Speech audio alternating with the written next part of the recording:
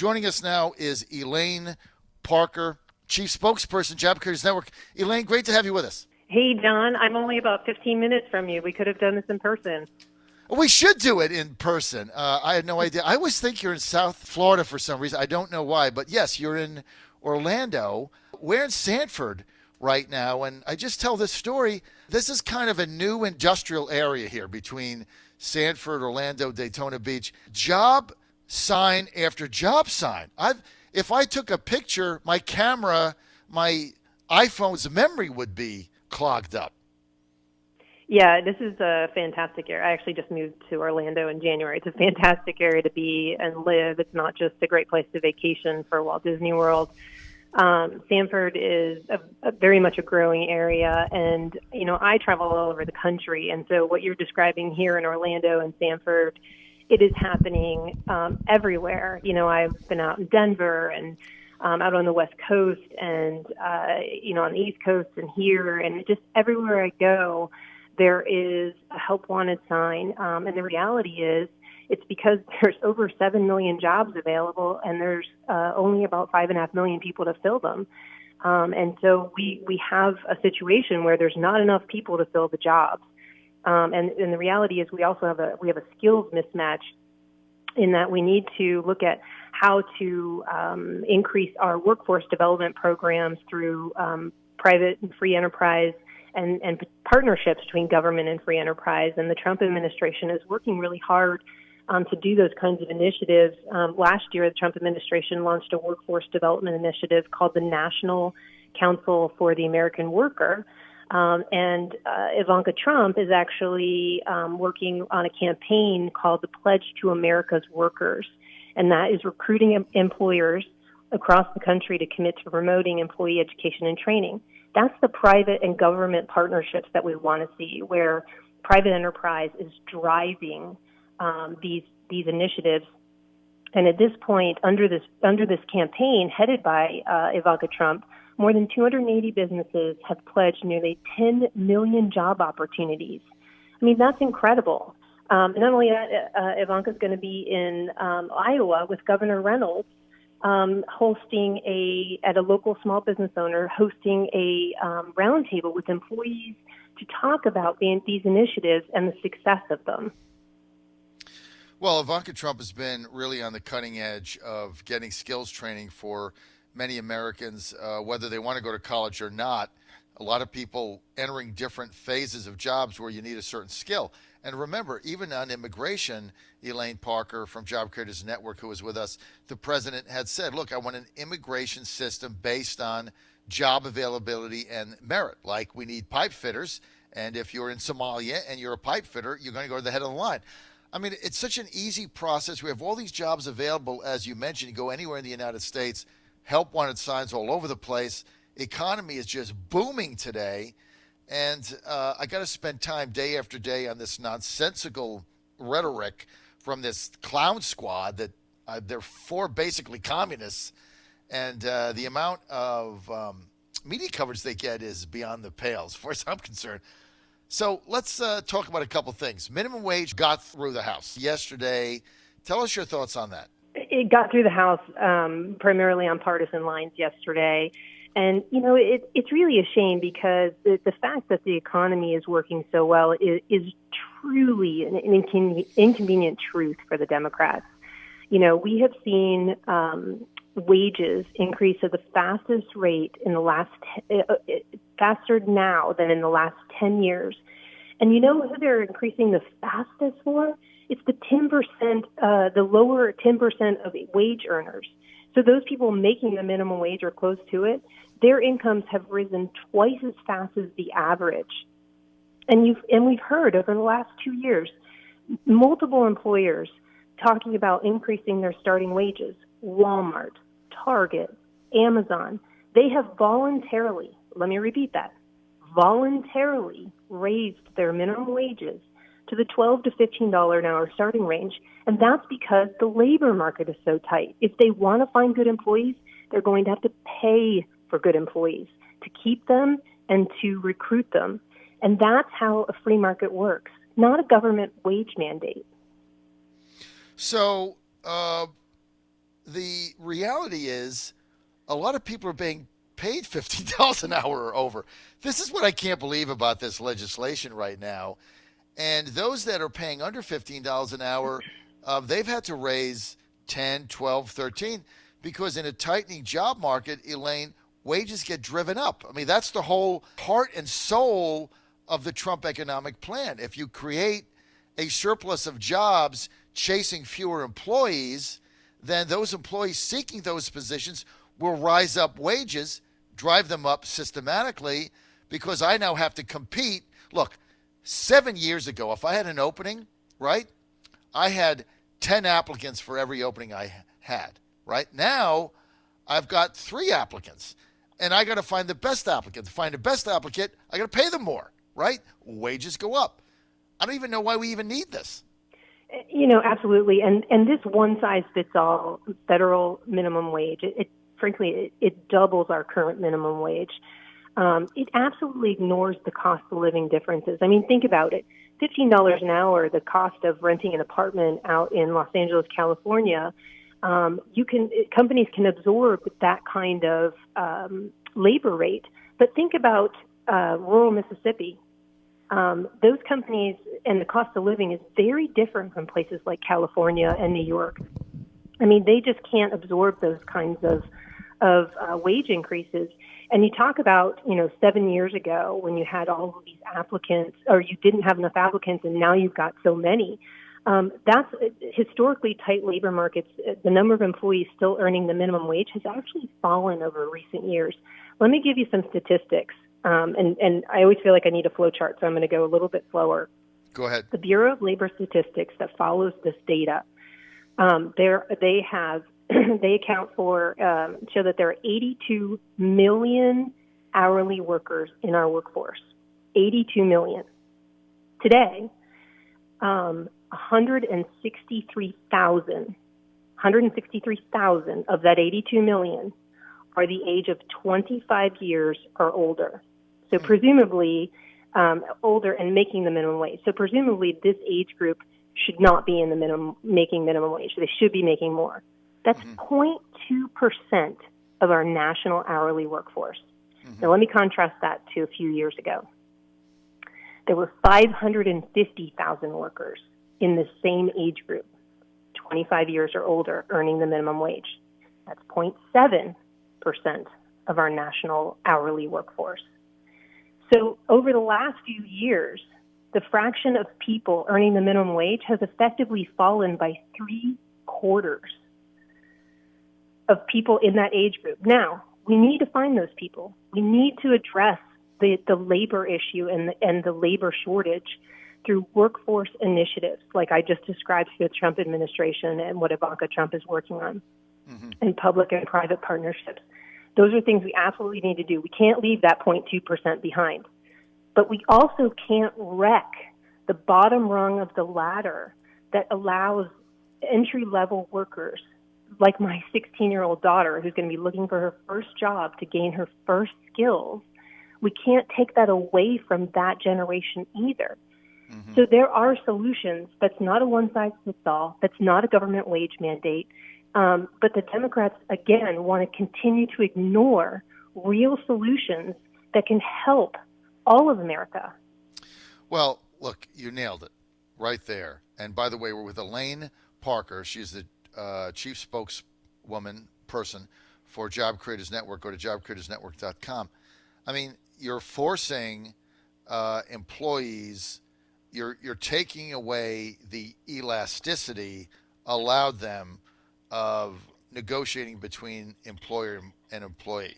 So if I'm 16 and I'm looking for an entry-level job on the summer to get some work experience, maybe because of the part of the country I'm in and the job available I want to do, it simply can't fund $15 an hour. So what happens is those young people are simply not hired, right? Because the company can't afford it. Why? And I do look. I agree there should be a minimum wage, and so it's $7.50 an hour now or something, $7.75. Maybe you move it up to 10. So I don't really have a problem with that. But to go from 7.5 to 15, and then to take the flexibility away from both employee and employer, right? Because that's what this does. I mean, that doesn't make any sense to me. So if I've got a company and I want to hire young people, I want to pay them $10 an hour, I just can't fund 15. Or maybe at 15, I can hire one, not three or two.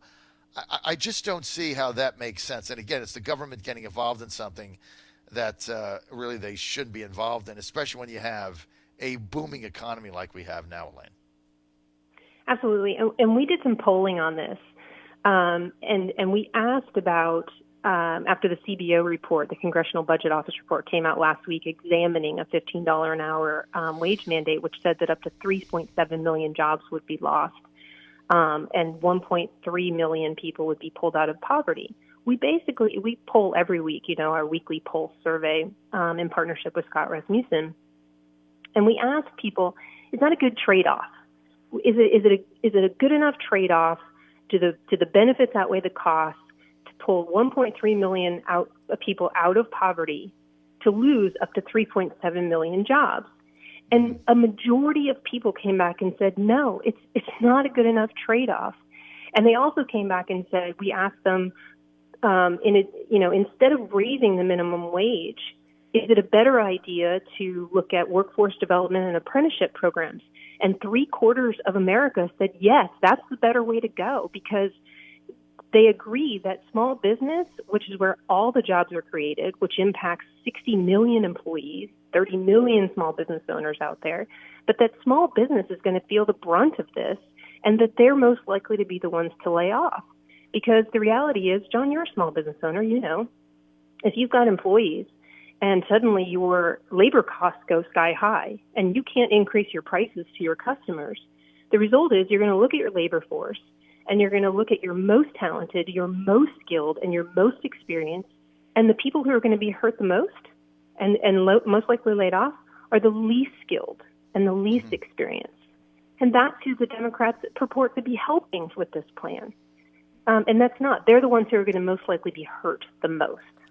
Yeah, it's the exact opposite. It's going to have the exact opposite. But look, it's all for political effect. You're on the John Fredericks Radio Network, Trucking Truth Across America with Elaine Parker. She is the chief spokesperson for the Job Creators Network, or to jobcreatorsnetwork.com. Elaine Parker, also the president of the Job Creators Network Foundation. Elaine, Scott Rasmussen just had some polling numbers. He released them the other day. A vast majority of Americans seeing the economy as excellent or good. Over 60%. Over 60% of Americans saying, over 63% of Americans saying their finances are better today than they were and they're going in the right direction. These are their personal finances. So all the polling indicators on this economy is average Americans think economy is great. I'm doing better. I mean, what you always want to see is, hey, I'm getting polled. Is the economy doing great? Yes. Are you personally doing better? No, that's bad. But what we're seeing now is, I think the economy is doing great and I'm doing better. My family, my personal finances are doing better. That's all on the president's side. Let me ask you something. How do you reconcile that with 4 freshman congresswomen that want to take us into a socialist direction, and I guess 22 presidential candidates? Maybe you could take Congressman John Delaney out of this. 21 of the 22 want to take us in a socialist direction. How do those reconcile? It amazes me. Like I said, the economy and the economic prosperity we're experiencing is the complete inconvenient truth for them. The better this economy continues to do with the pro-growth policies, low taxes, cutting regulations, allowing business to thrive, their solution, and I see it all over the news, is to throw more government at it and, I guess, put the brakes on. It amazes me how they keep coming up with basically solutions in search of problems. I mean, it amazes me that somebody would stand up there and campaign on problems that don't exist and come up with solutions that are just really giveaways to people. And I think that the American people see these policies as taking us down a road of socialism. It's not going to be just one policy that does it. It's going to be a series of policies over time. And that's why we have to draw a line in the sand. And Job Creators Network has done that in a big way. As you know, John, we led the fight in New York earlier this year when Alexandria Ocasio-Cortez ran Amazon out of New York, and lost 20-something thousand jobs for the people of New York, paying $150,000. We launched a campaign called Socialism Takes, Capitalism Creates. And your listeners can go to our website, which is capitalismcreates.com, and they can take a look at videos, profiles of people who have left socialistic countries like Cuba, like Venezuela, Nicaragua, and listen to the stories of countries that, in Venezuela's case, was once a very wealthy country and a very free country, until the government came in and promised all of these things and promised all of these giveaways. And guess what? The problem with socialism is eventually you run out of other people's money. And that's what happened. And that's why people are starving in Venezuela now. So these are real truths that just can't be ignored. And so if your listeners want to go to that website and take a look at some of those stories, that is the truth of socialism. Capitalismcreates.com, capitalismcreates.com. Elaine Parker, we're living in a surreal environment right now with this tremendous booming Trump economy and a group of, I don't know what you want to call them, progressives, socialists, communists, wanting to turn us into a third world communist Venezuela country where you're handing food boxes out in the middle of Caracas on a daily basis. And if you back the government, you get the good food box. And if you don't back the government, you get the box with rats on a stick. I mean, it's almost like you're and I say this every day, but it's like you get up, and when you deal with these people, it's like you walk into the Cartoon Network, and then there's Bugs Bunny there and Daffy Duck, and then you go back into reality. That's how ridiculous this whole thing is. More information, go to Job Creators, go to jobcreatorsnetwork.com. Go to capitalismcreates.com, capitalismcreates.com. Elaine Parker, you got to keep fighting. And never in my lifetime did I think that I would be on the air every day and defending capitalism where you have a serious group of presidential candidates wanting to take the country into a socialist communist direction. Never did I think I would be in the spot that I am now. How about you? Ever? Ever think that? Never. No, never. I mean, I always saw that there was obviously a difference in each side of the equation as far as, one side being much more pro-free enterprise. But now we're literally talking about bizarro world, where one side is literally fighting for complete government control of vast areas of our economy and our freedoms, something that, generations before us fought and died for. And another side that is continuing to fight for low taxes and economic freedom and people's ability to, go out and have equal opportunity to live their American dream, whatever that means for them. I mean, that's why people are coming to our borders and trying to come here, because of the freedom, because of the opportunity that exists here. I mean, the videos of the people that I have shot on these profiles of leading socialist countries, many of them have come here and started their own companies. I mean, there's one woman who came from Nicaragua when she was 12 with her family. They escaped. They left everything to come and pursue their American dream.